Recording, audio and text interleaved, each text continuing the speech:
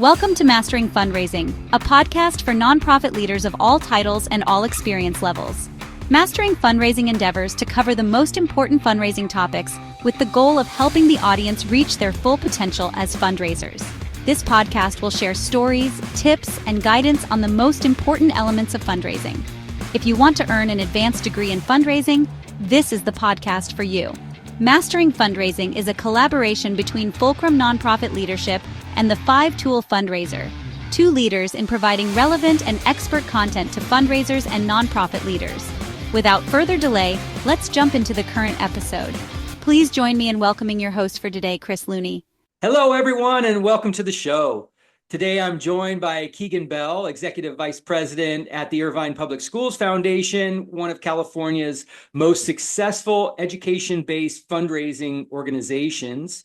Keegan brings deep experience in creating donor strategies that go beyond transactions, focusing instead on building layered relationships, connections that involve staff, board members, and community champions, all working together to cultivate and steward lasting donor relationships and partnerships. In this episode, we're going to unpack how organizations can build a culture of shared responsibility for fundraising, where staff and board work hand in hand to deepen relationships and drive sustainable support. So thanks for joining me today, Keegan.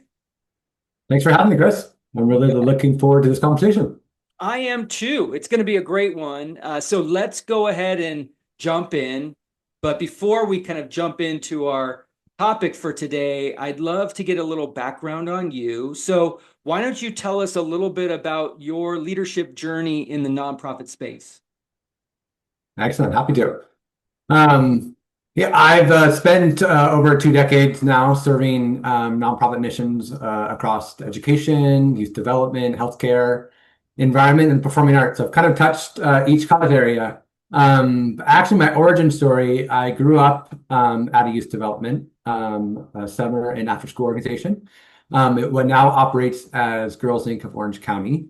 Used to serve boys as well. I started attending there when I was 5, when my mom started working there.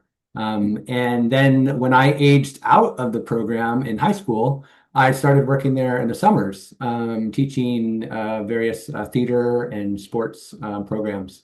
It was really kind of a touch base into the program end of nonprofit work when I really didn't have probably a full appreciation of what it was. So I went off to college and I first pursued a theater major, theater and social justice in San Francisco, very San Francisco. And I ended up transferring to become an English major because I thought that was more practical at the time. I tried to make my way of it in the Bay Area, and I eventually came back to Orange County. And it was Shelley Haas, who was then the executive director of Girls Inc., that introduced me to the nonprofit, administration side of the house. So she encouraged me to attend an AFP meeting. And it was at that first luncheon that I was very fortunate to sit next to who would become one of my first mentors, Kathy High Street, who was just so happened to be hiring for an entry-level development associate role with a dementia care day facility in Huntington Beach called Alzheimer's Family Services Center. So I'm a learner by nature. So really from day one, I continued to ask for the opportunity to participate in bigger projects, learn, from doing, and really asking the why behind why we were doing things. Right. And I really think it's this curiosity that keeps me charged today to continue to ask those questions and motivate team members to remain curious about what's next. Not just for the organization, but also what's next for their own professional development. Yeah, well, I appreciate you saying curiosity, mentioning that because it is such a critical characteristic of fundraisers and leaders, generally speaking. You have to have that professional curiosity. So thanks for bringing that forward. And it sounds like Kathy was a mentor to you. You said maybe one of your first professional mentors. I did want to ask you, who were your mentors throughout your career, and what were the sorts of influences that they provided to you? Yeah. Falling in, I think as many do in this profession, falling into fundraising, it was really learning from each and every person. And I reflected back as I started professionally, post-college, into all that volunteer work that I did, and I participated in so many fundraising events, and participated and met board members, and recognized that sense of relationship building and how important that was. So in my professional career, I've been fortunate to have both mentors and executive coaches who've really modeled what leadership looks like. And one of the most important things I think for me is learning how to create spaces where all voices are heard, and where we really use empathy, and our own personal experience, and experience the missions that we are serving, so that we can be able to share that story. Yeah. I was fortunate, we worked together during my time when I was at the Wooden Floor, and I had the privilege of working under Dawn Reese, who remains a really good friend and mentor to this day. And she really modeled this people first leadership philosophy, where all team members were encouraged to participate, especially those that didn't work on the programs team, to sit in on programs, meet with students, meet families. And that's how we really got connected to mission. And what I recognized is this is how we refill our cup, right? This is how the hard work of building new relationships and going after the next donation, without that kind of refill, it felt draining. And so it really gave me a reminder of the importance of making sure that I was sitting in with our program enough that I can build my own personal stories, so that I always had something new to share with my donor conversations.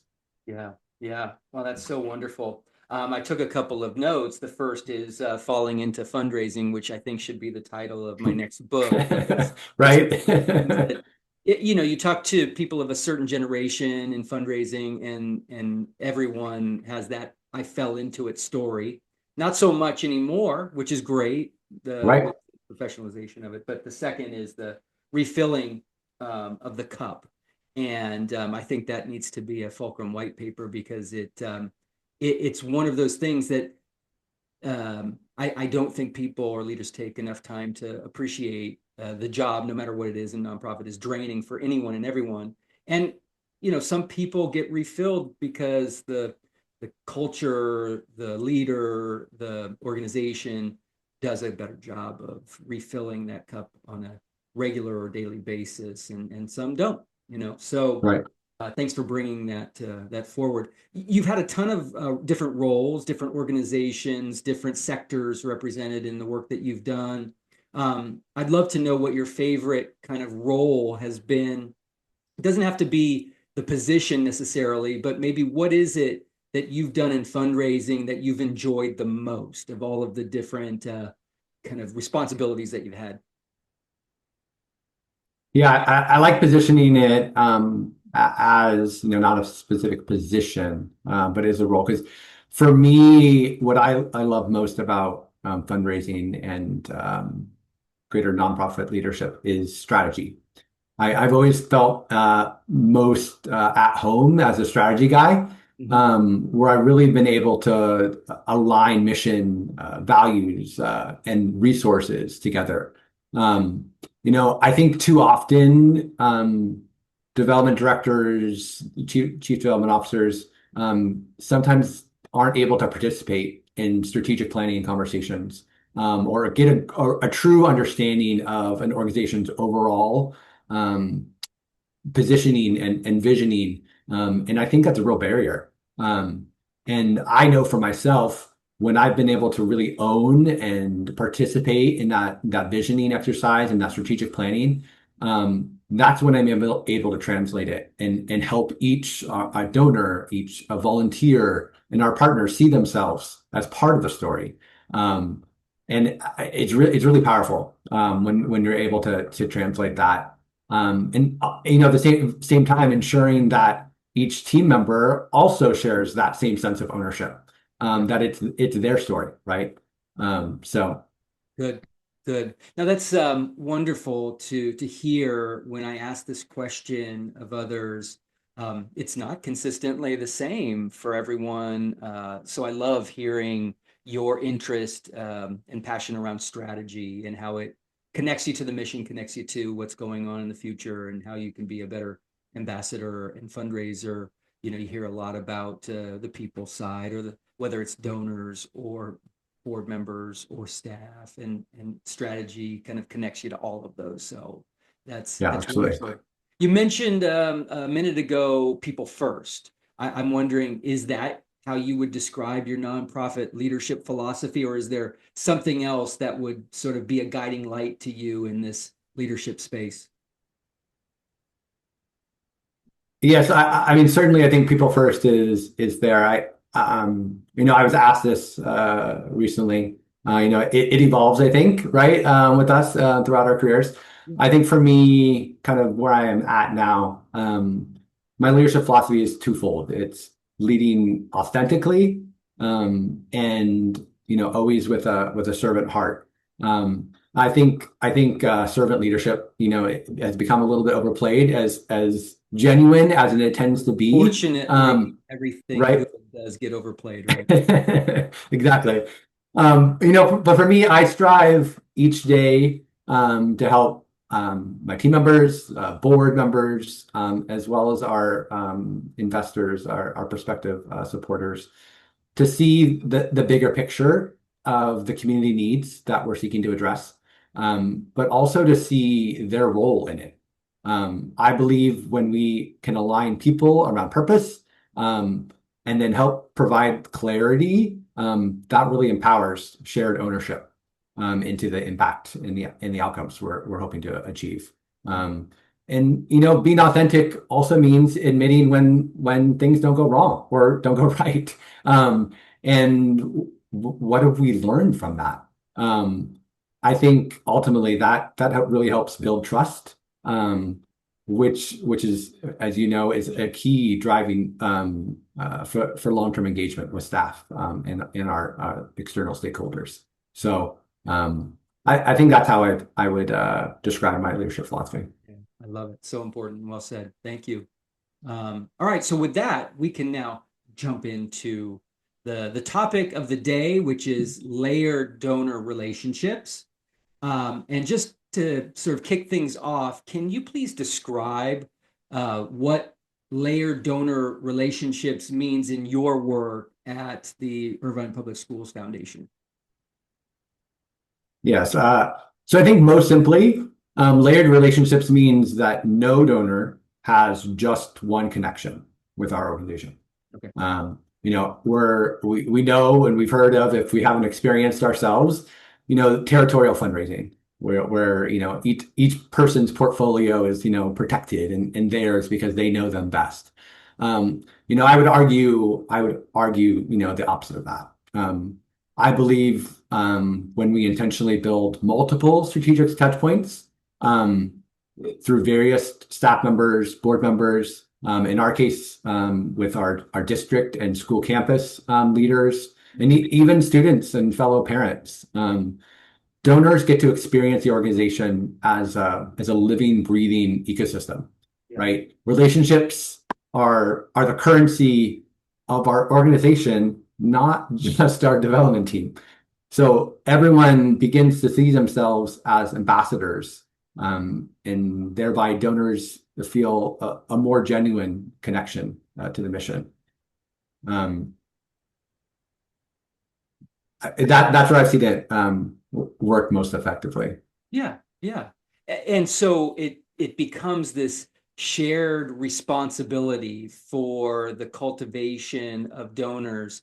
And I was just taking another note because I think it is such an important concept that hasn't necessarily taken hold, and for a variety of reasons. But more often than not, you're probably right that most supporters of an organization only have one main or primary contact, which is very fragile should anything happen to that person, right?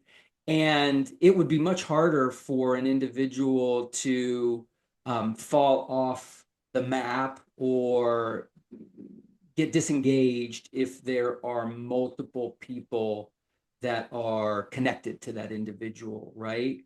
And is that why you think it's so important for shared responsibility across staff and board, maybe rather than just the development team, or are there other reasons? Yeah, I certainly think that's part of it. I think by donors experiencing and understanding that there are multiple people behind your organization, it shows a deeper sense of earnest and care that we see them as people and not just their financial investments, right? There's a whole team that's caring and nurturing and stewarding the resources that are entrusted to us. It also shows that we are coordinated, right? Practical to there are multiple people. There's not just one person you can go to if you have a question, if you have a new idea to share. And I think that deepens the level of relationship with across multiple team members. Practically, I think I've also experienced that it's been helpful with multiple levels of contact. We all know how email inboxes, especially during this fall busy season, get, right? Just that there's multiple points of contact means that we don't miss or there's a lapped conversation. We're able to timely respond to our supporters. But it is that that resilience piece. When one person potentially leaves the organization, the trust doesn't leave with them. The relationship doesn't leave with them. And I also think that various team members and board members connect with our supporters on different levels and different communication methods. And I think, again, this also creates a much more holistic and rich relationship between ourselves and each donor. Yeah, it's so true. It's great. It's amazing. And how do you go about strategically deciding who should be involved in each donor relationship between the sort of staff, the board member, or even volunteers sometimes, I imagine? Yeah. So at the initial level, we set kind of parameters around mapping levels of donors and making sure that every donor receives some sort of a personal touch point, right, as a starting point. As our donors matriculate between our mid-level and into our major donor arena, we build much more intentional relationship teams where it involves both kind of the natural connector, right? Whether that was a board member, an external stakeholder, another donor that had the initial tie. And then it also may include a program lead for a program that they're particularly invested in, someone on our development team, and then our CEO or another executive leader to really kind of help cast that vision piece. So it's really about aligning who's the team that makes sense to really kind of give the most holistic viewpoint to this donor. Yeah, that's great. Totally makes sense. And I love how it's actually kind of in your process to map this out and be very intentional about it. So thanks for saying that it's not just something that happens by luck or just occasionally. It's an afterthought. It's intentional, which is important distinction to make. Can you walk us through an example of how a donor relationship grew stronger because of this layered approach? Sure. One of my favorite stories, I think, we talk about the culture of philanthropy and the importance of it. But I think culture of philanthropy in this kind of layered approach, one example that really sticks out when I was with a former organization, a new prospective donor reached out for a drop-in. And it was near the end of the year. So our programs and our students were on holiday break. Um, the front desk program staffer had been trained enough to understand the potential for gifts, especially around year end, and so transferred on the call instead of just saying we're closed for the holidays. My gosh. Right? Yeah. So I invited the prospective donor and their financial advisor for a tour of the organization. And again, I made sure, level set, right, that our programs were dark, but we still had a wonderful center to tour. And I made sure that I met her at the reception desk and I introduced her to that staffer that she first talked to, right? Because it's Right. about meeting them where they are. Yeah. And also, I think I recognized the importance of our donors and prospective donors to enter the organization the way that our participants enter the organization, right? And our front staffers are trained and have a skill set that it just naturally oozes the mission of the organization. So during the tour, the prospective donor made it clear that she wanted to make an initial donation before the year end. So as we came to a close on that tour, I invited our CEO to come out to meet the supporter and be able to thank her personally.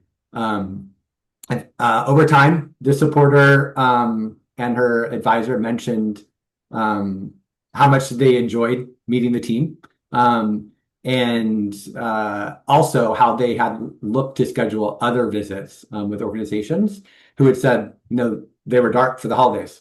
And so what a missed opportunity Right. for them. What a mistake.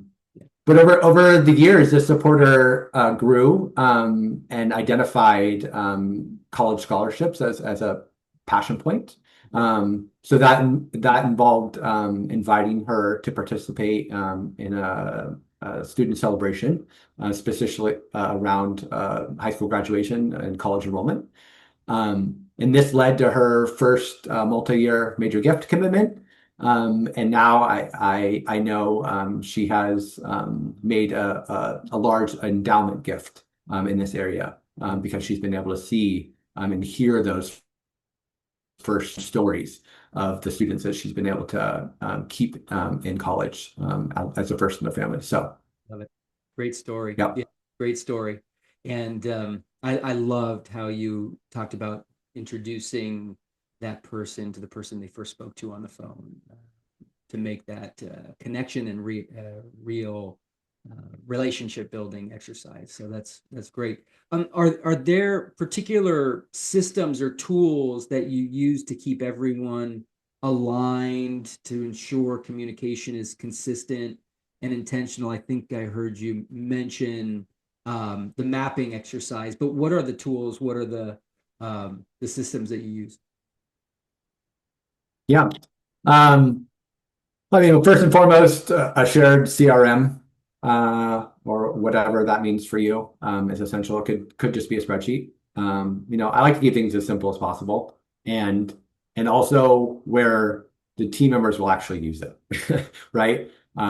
We've all experienced whether it's an executive leader, certainly our board members aren't in our CRMs, but what is a simple way to communicate the meaningful kind of points of that contact, whatever it was, so that we can make sure that we're coordinated and we can take the next logical step. So we really made sure that we create kind of a transparent point of communication. So once our donors kind of matriculate, as I mentioned, to that major donor, that the relationship team knows who's on the team.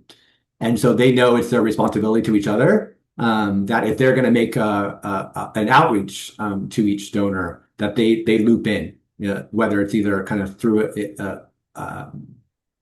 ahead of that communication, they're making points aware, or they're copying various team members on, and so then again it could build much more of a conversation, not just kind of a one-way donor outreach. So those are just kind of a couple things that I've found have been really essential to make sure that we're keeping that, and so it's not just staying within one person's brain of where kind of the donor is in their individual journey. Yeah, no, that's so helpful. Good. Thank you for sharing that. We need to make sure that we're communicating properly that this is an initiative to develop broader relationships beyond just the employees of the organization too. It's not just the CEO or the development team, it's program staff, but even more, it's the board. And I know many nonprofit leaders struggle to really get their boards truly engaged in fundraising, in cultivation activities even. So what approaches or habits have worked best for you to engage your board members in this process? Yeah, I think, I think a couple of things. I think first, we have to recognize that not every board member is comfortable fundraising, right? And they don't need to be. But I think we need to reframe it to make sure they understand what donor engagement means. That, we take away the fear and the guilt of what that, they didn't need to know how to do it all, to take the donor from initial conversation all the way to solicitation. Not every board member is comfortable asking for money, or at least, truly soliciting, but everyone can open a door. Everyone can make an introduction, and everyone can be trained to share their story.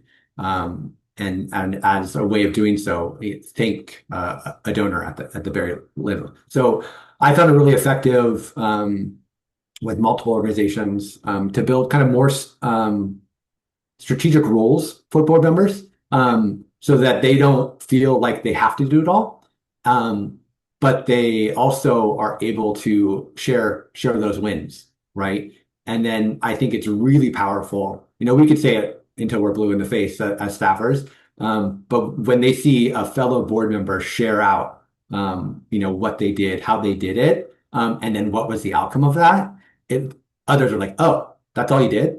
That doesn't sound so hard, right? And so it takes some of the stigma out of it, and then it starts to just create this really great momentum. It's like, not only, I think they feel a different sense of ownership, right? Like, oh, if Larry's doing this, right, I need to be able to do this too, to sit on this board. Yeah. Well, let's keep talking about that. I love that idea of asking board members to share out their experience of a successful donor engagement or participation in the cultivation process. That seems like such a better way of encouraging them to do something because their peers are giving them the modeling that is so helpful.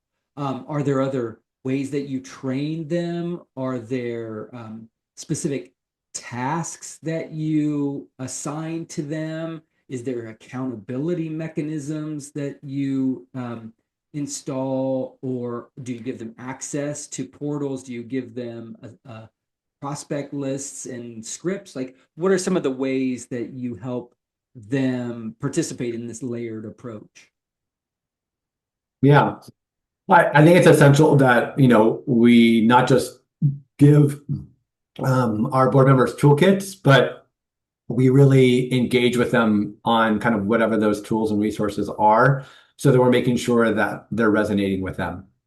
And so it's a practice that we look at each and every year, so that our one pagers really resonating with the kind of the most natural talking points for our board members. What have the reactions been when those board members have shared that right out in the community? what kind of reactions, what kind of follow-up questions are they receiving, and do they need kind of talking points to those follow-up questions?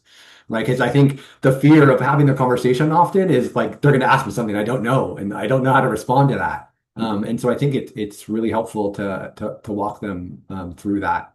Um, and I really think it's getting the board members really comfortable that the most important part is to share why they care, why they've chosen to invest, why they've chosen to participate in a leadership role with an organization, because that speaks volumes, right? And that's where they should be most comfortable, right? Talking about their own personal why. But I think people often leave that out, unfortunately. And so I think it's getting them to share that. And I think when they, especially when we take time to share that within a meeting, they pick up on other pieces of other people's whys, and they're like, oh, it just like deepens and reaffirms, right? Why we're all here. So I definitely think those tools, we developed kind of more official decks for folks if they ask for them. But we really kind of lean on um, talking points as the most kind of natural reflection, so that I think when we get into a kind of a more formal donor engagement piece, they're usually making the introduction to someone on the staff team, right? To help to be another resource. And then my engagement with them is always, I want them to stay as involved as they want to be. I think it's really important. If they were the introduction, that they need to stay involved. Doesn't mean that they have to solicit, but it does mean they need to be there as we talk about, what that investment might mean to the organization. And I think when they hear what a solicitation talk sounds like, they're like, "Oh, that didn't sound too scary. That didn't, you weren't, really transactional in that experience." And so I think they also have this kind of preconceived notion of what asking for money is. We're not all used car salesmen trying to sell the worst car on the lot. Right. And if you teach them that if you've done a really good job through the cultivation and sort of learning process, that oftentimes there might not even be an ask required. It's Right. more just a conclusion of a conversation that leads them to agree to support a program without even someone having to say, will you please consider a gift of? Um, Exactly. because they've been brought along, they want to support the effort and the initiative, and oftentimes having a peer there encourages them to move forward more seriously, right, than just Mhm.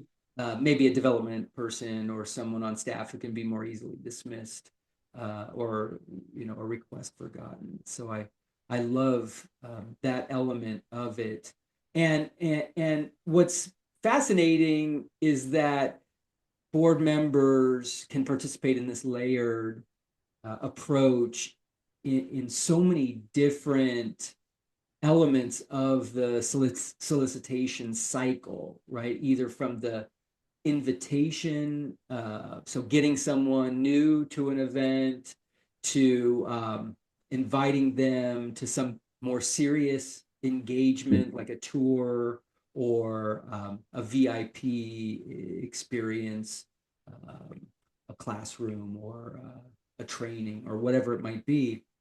And then obviously there's the engagement on an ask, perhaps. There's the opportunity to thank someone for their gift, which is very distinct opportunity to put them into that layering, right? Right. Um, what I was going to ask about was um, sort of how many different people there might be assigned to an individual donor when they are in that major gift category. So whatever that might be, 10,000, 100,000, I don't know. But at some of those higher levels for the organization, how many different contacts are you generally including on a particular constituent relationship? Yeah, generally, I would say, I think the kind of happy number for us is numbers of three, right? And so generally, someone on leadership team, hopefully a board member, or someone they see as a peer, and then either someone on our programs team, um, uh, or right another level of maybe a development staff member. So I think yeah, we get down to brass tacks. This is the important stuff. So if someone's thinking about, well, I need to institute this layered cultivation strategy, layered donor relationship strategy, I should be endeavoring to have how many? You say, the magic number might be three, executive team, board member or volunteer, and program side, right? That seems magical to me. yeah, and I think it because it helps um the kind of the triangular strategy, right? And right, you want someone on the more details end, to make sure that things are moving along, the pacing is right, right? That kind of falls usually on your development team or whoever that strategic lead is. But you always have that relationship builder within the executive team, to talk about that longer term vision, to talk about kind of what's next for the organization. And then you have that other kind of external relationship, that board member, that fellow donor, that helps inspire and tell another kind of why story, especially to a prospective donor to hear, that I think is really powerful. So I think each person also then kind of plays their part, so that they don't have to do lifting that doesn't feel authentic. Right? You can have a director of development that casts vision, but it doesn't resonate the same way, right? That executive leader can do it. And same thing, right? I can't speak about an organization from an external lens when I'm, staffed by it. So I think, right, you each can play your own unique role and play off each other. And I think that relationship, see a donor seeing kind of the depth of relationships you have as a team is really impactful as well. Yeah. Well, it appears to me that one of the challenges is getting into a situation where everybody who is responsible for donor engagement of some sort on this team points at each other and says, well, it was his or her Yeah. responsibility to do that. So Right. you might have been alluding to this, but I want to point it out very specifically.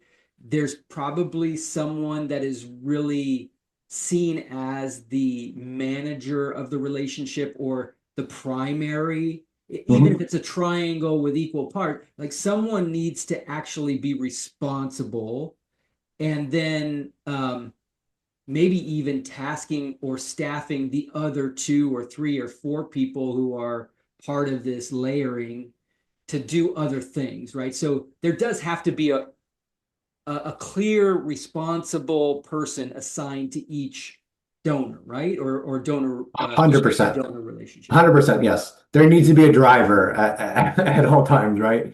Okay. That's when I think it can't get so loose, that someone doesn't know kind of what the next direction is. And I think that driver not only deciding what's next, but also is the one that makes sure that they kind of connect the dots between the other layered relationships so that they can write debrief after whatever, if it was a kind of a live conversation or meeting, to make sure, is there anything that you picked up on that we know we need to integrate or adjust our strategy based on that, as well as then decide kind of as a group what's the next step going to be. And it's often that tactical person that makes sense to make that invite or move that conversation along and bring along, invite others into that, right?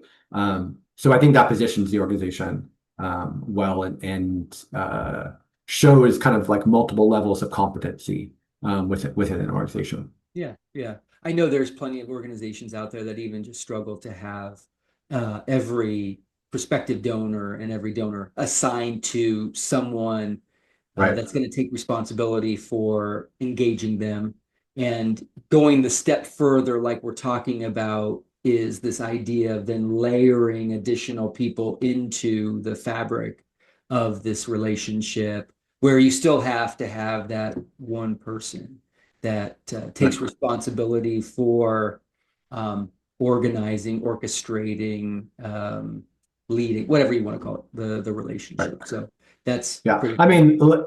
mean, just to make sure that's clear, I mean, let's be real. We can't do this for every single one of our donors, right? You always have to prioritize. And so it depends on what that means for your organization, right? But I'd say even smaller shops, you can focus on your top 50 donors, right? That is a group I think that you can really make, and as we know, that's where a majority of our resources are coming from anyway.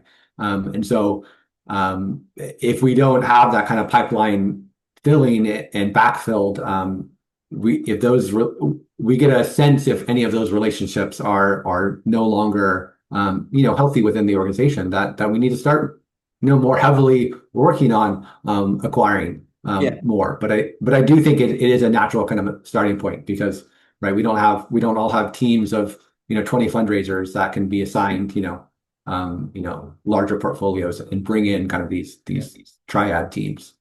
But interesting thought. And it's very true what you said, to get that sort of individual attention, it's not likely to be able to do that authentically with a database of 1,000 or 5,000 or 10,000 or more. So you're going to have to focus or concentrate on your top whatever number of donors, prospective donors, with this very involved strategy. But interestingly, Mhm. given the increasing capabilities of technology, it would seem to be more capable for now other members of the organization, thinking about the triad, if you will, to be engaged in communication electronically, digitally, whatever, with every person in the database. So, maybe there's one letter that comes from the executive director, the CEO, right? Then there's an email that comes from a board member who might or might not be connected, but a different voice. And then a third piece of communication at some point that comes from a program person. And so that you're not only limiting a one voice per prospective donor who might or might not be with the organization in 4 months, right? Mhm.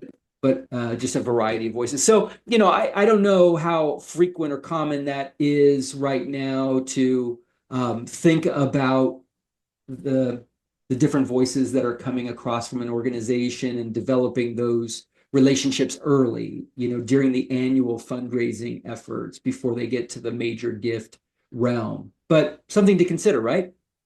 Yeah, absolutely. Practically, I'll tell you a couple things that we found really surprisingly effective Yeah. with that digital within the annual fund specifically is we build position-based email accounts for our board chair, our CEO, and then each member of our leadership team. So, right, you have your personal email, you have your, I have my EVP Outlook account, right?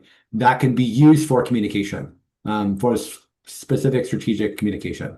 And so we do make sure that there is a different voice, right? It certainly leads with the CEO as the first kind of point of contact, but then different layers of conversation are from different leaders within the organization.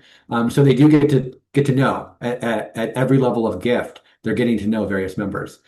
And the other side is, I think the best way to get your development coordinators, your development associates, those within your team, to really get more experience with kind of more frontline fundraising is by involving them in stewardship. Yep. Every level of donor can be thanked if they're given at the very least digital communication outreach, and we make sure we focus on new donors, on time donors specifically. And then I'll tell you, I continue to hear from those staffers when they're just so tickled when they get a response back from that donor that appreciated that personal thank you. Right. And they're able to sniff it out, right? You're able to tell when you have a canned response or when you have an actual live human being writing you, even if it is just a simple email. So I think that makes a huge difference. Good, good. No, that really feels like an answer to the question I was going to ask about how you build a culture where fundraising feels like a team sport and not just a department's job, and getting staff members, board members, others involved in that thank you process seems like one of the easiest ways to help build that culture. Um, and that helps with organizations that are small too, that often don't Right. have a lot of capacity. But I am wondering what advice you would give to those smaller organizations that really want to start building layered donor relationships, but have such limited capacity, limited funds. What is there for them to do? How would you recommend they move forward? Yeah. I think I would say keep it simple. Start small, but be really intentional. Um, Take your top 10 donors. Identify one additional connection Mhm. besides yourself if you're the natural driver, um, and commit to say 3 meaningful touch points across the year. Right? What can you do strategically to be something more than what the donor would be receiving already? And I think you'll naturally see a different level of engagement. And if you don't, right, that I think that's also a learning, right? And say what's not resonating. Like I mean, I often find we learn very quickly through this cultivation. Do donors respond to, in-person invites, more casual coffee conversations versus do they like to be seen out at, more donor events?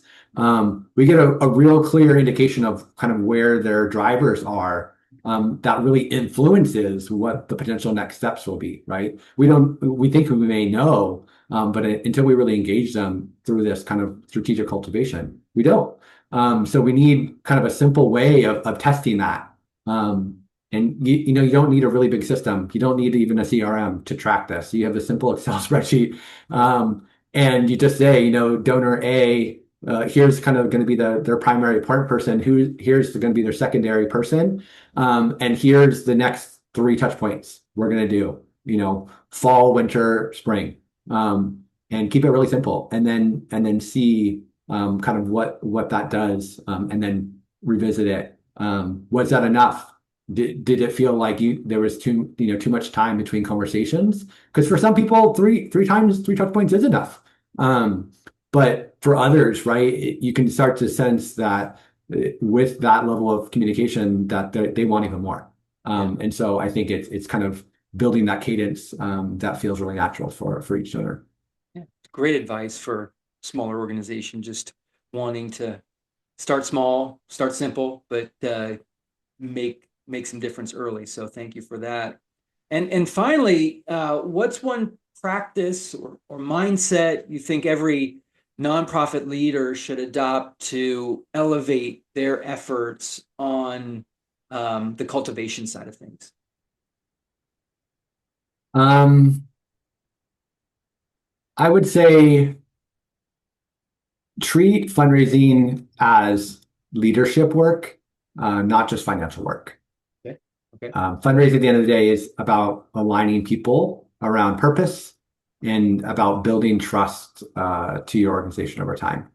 I think when we see fundraising as part of the mission, you elevate everyone's sense of ownership, and kind of new possibilities of what's possible when we join together for the future of an organization. So that's I what I'd got say. no, I got goosebumps there thinking about the reframing of fundraising work as leadership work, as leadership development opportunities. And there are lots of different ways to interpret that. And I'll leave it for the audience to come up with some ways that they might be able to use that. But I do think that, fundraising as a term has been cheapened a little bit. There are ways that people have made it almost feel negative or unnecessary or cheap when it is actually essential, vital, crucial. And if we can connect it deeper to true leadership as a donor or as a fundraiser, professional development person, I think that's really necessary and appropriate. So thank you for that. And Keegan, thank you for being such a force for good out there. I also want to just thank you for your time here and thank everyone also for being a part of today's audience. If you like this content, if you want more, either fundraising or leadership development or skill sharpening, check out, like, and follow this podcast, Mastering Fundraising, or Lead for Good, or The Nonprofit Edge, all three brought to you by Fulcrum Nonprofit Leadership. But for today, that's all we got. And thank you again, Keegan. Look forward to seeing you all on our next episode. So check it out. Until then, take care and be safe, everyone.